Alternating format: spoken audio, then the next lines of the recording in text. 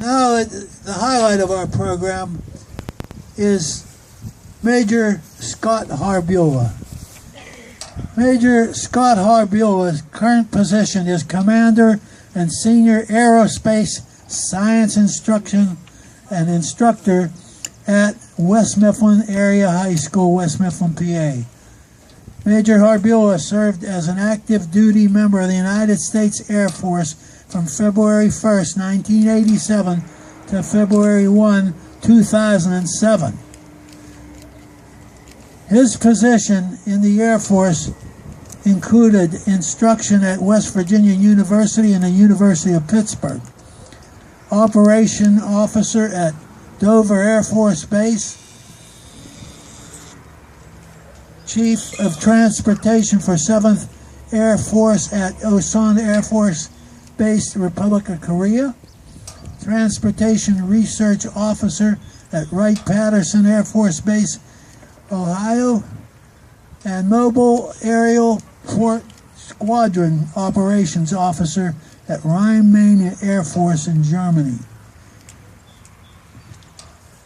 Scott is a Master in Business Administration from Embry-Riddle Aeronautics University, Daytona Beach, Florida.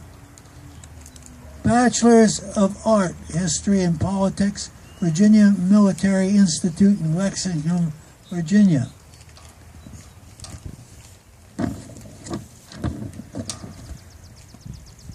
His professional education is Acquisition and Logistics Level 11 Defense Acquisition, University of Fort Belvoir, Virginia. Air Command and Staff College, Maxwell Air Force Base in Alabama. Squadron Officers School, Maxwell Air Force Base in Alabama also. Professional associations, Military Officers Association, Veterans of Foreign Wars, American Legion, National Defense Transportation Association, and he's received many awards, among them meritorious service with 1 silver cluster, that's 6 awards. Joint Service Commendation Medal with 1 oak leaf cluster. Air Force Commendation Medal. Joint Service Achievement Medal. Air Force Achievement Medal. Army Achievement Medal. Armed Forces Expeditionary Medal. Joint Meritorious Unit Award. Republic of Korea Presidential Unit Citation. United Nations Medal. NATO Medal with 1 Service Star. Ladies and gentlemen, these are local gentlemen from our area, and with that, it's my great pleasure to introduce Major Scott R. Harbula.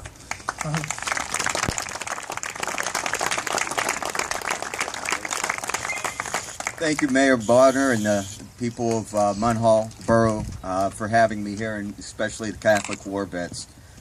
You heard earlier how Memorial Day came about with General Order Number 11 by General Logan. And it is true, with the Civil War only 3 years behind, that decree touched every city, village, hamlet, churchyard, and land, as evident by this wonderful memorial behind me. From there, an American tradition was born. Also, I'd like to briefly mention another American tradition, and that was brought about 56 years later in 1924. It was the Buddy Poppy Sale, hosted by the Veterans of Foreign War, who, by the way, are celebrating their 100th year anniversary right here in Pittsburgh, their founding city, later on in July. This Buddy Poppy program was inspired by a 1915 poem called In Flanders Field, which spoke about World War I battlefield, which saw so much carnage and has since been transformed into a sea of red poppies. So if you should be so lucky to have a veteran present you with a poppy, know that he may be thinking about comrades that may not have made it back. Today I stand before you on this proud day of remembrance and ask you that you join me in celebrating the lives who made the ultimate sacrifice for good for this great nation. Nowhere in the annals of history has there been a country before ours that has given so much to purchase freedom for others. General George Patton once said during a Memorial Day speech that in my mind we came here to thank God that men like these lived rather than regret that they died. And I want you to embrace those words wholeheartedly. The sacred and hallowed grounds at Arlington and in cemeteries at places like Gettysburg, Ardennes, Normandy, Pearl Harbor, and right here in Munhall are testament to the price that we have achieved to maintain freedom here and around the globe.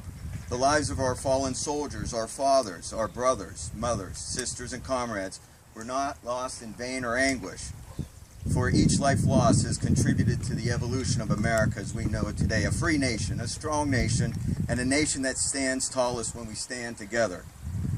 As we stand tall together today on the anniversary of Memorial Day, on the sacred grounds that so many of our relatives lie, we are reminded that the cost of freedom comes with a high price in human terms. And we as a nation mourn the lives lost. We also celebrate the lives that are lived and are forever grateful.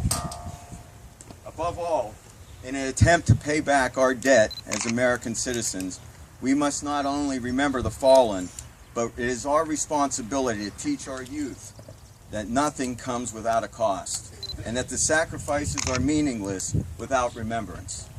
I ask that today you not accept feelings of grief or affliction without encompassing a feeling of honor, of patriotism, pride. It is said that where one story ends, another begins. A statement that holds true for our men and women of service. Though their lives were cut short at places like Gettysburg, Normandy, Chosin Reservoir, Way City, and more recently Benghazi, Mogadishu, Fallujah, Ramadi, and Kandahar, our absent comrades have ensured for everyone, some whose stories are just beginning and others may not have been entitled to life, liberty, and the pursuit of happiness. Again, in the annals of history, no country has dedicated itself so much to ensure the freedom of others. The courage possessed by the men and women that we honor today is something that cannot be taught. It's something that's felt. And the acceptance to perhaps die for the country truly makes America the home of the brave. Our servicemen and women leave a life that they have grown accustomed to and thrust themselves into unfamiliar and dangerous territories, eager to succeed in their endeavors. No matter how different these soldiers, sailors, Marine, Airmen, and Coast Guard men are from one another, one thing remains the same. Doesn't matter if you're from the white pine forests of Maine to the sandy beaches of California. This is the home of the land of the free and the home of the brave. And no matter what their fate, America will always be their home, and a home whose ideals are worth protecting. We commend you, our fallen comrades. We set aside our personal beliefs regarding politics and war, and we pray and give thought to your families whose sacrifice is equally worthy in praise of gratitude. I'm reminded of words spoken by Thomas Paine shortly after the signing of the Declaration. It goes something like this: "These are the times that try men's soul. The summer soldier, the sunshine patriot, will in this crisis shrink from the service of their country. But he that stands it now deserves the love and thanks of a man and woman." To each of you we honor today, we thank you, we love you, and we celebrate your life.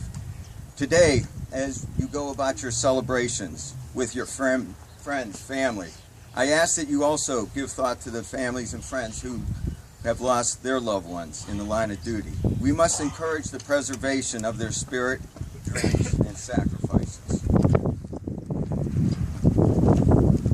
Though we cannot fully comprehend the weight and the sorrow that the families and friends carry, we must always carry the memory and teach those who will remain. So to the departed I say, today, as we stand united as a nation under Old Glory, the sentinel of freedom that you have defended, we will forever see your faces embedded in the red, white, and blue.